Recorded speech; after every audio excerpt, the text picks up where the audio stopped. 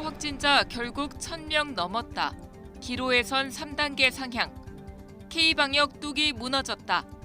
이젠 국민 각자가 방역 사령탑이다. 오늘 조간들은 코로나 확산 이후 터진 최대 위기 상황을 조명했습니다.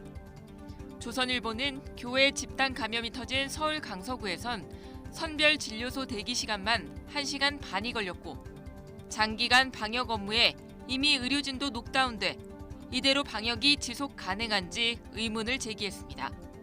서울 모든 응급실은 한때 빈자리가 없는 등 당장 급한 상태인데 정부는 5년 뒤 병상 확보 대책을 예산 일정도 없이 내놨고 병상 동원 압박에 일반 중환자는 또 어떻게 해야 하는 건지 민간 대형 병원은 고심이 커졌다는 소식도 눈에 띕니다.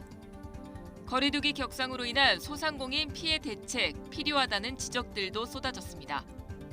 중앙일보는 평택 박예병원 김병근 원장이 코로나 중환자를 위해 병원을 통째로 내놓았다는 소식을 일면으로 보도하면서 K방역을 떠받쳐온 의사들이 번아웃한 상황에서 대통령이 병원과 의사들의 진료 참여를 설득하고 국시 재응시의 길도 열어주는 등 재난 극복의 리더십을 발휘해야 한다는 서울대 공공보건의료진흥원장 인터뷰를 실었습니다.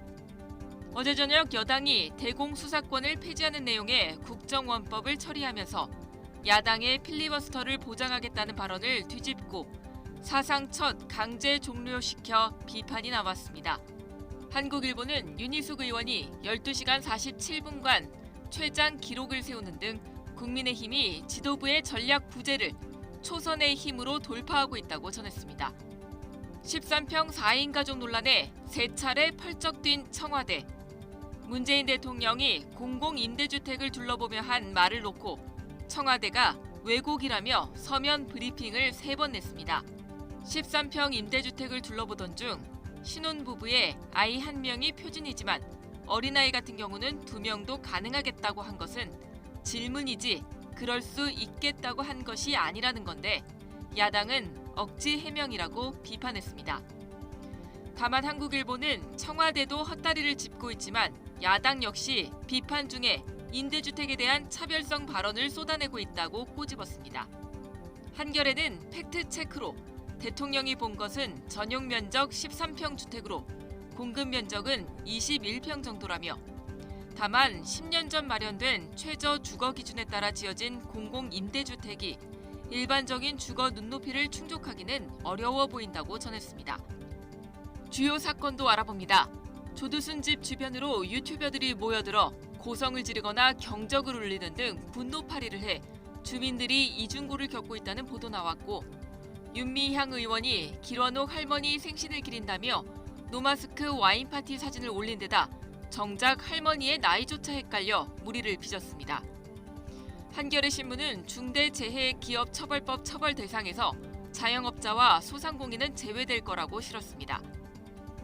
조선일보에는 국민의힘 주호영 원내대표가 김종인 비대위원장의 이명박 박근혜 전 대통령에 대한 사과 초안을 보고 공감했다는 보도 나왔고 나주와 영암에서는 농장 간 조류 인플루엔자 AI 전파 의심 사례가 처음 확인됐습니다.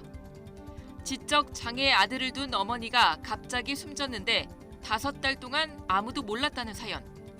남편이 조카를 성폭행했는데 이웃을 범인으로 몰아 징역형을 살게 한 50대가 징역 7년을 선고받았다는 기막힌 사연도 실렸습니다. 조간 브리핑 김연아입니다.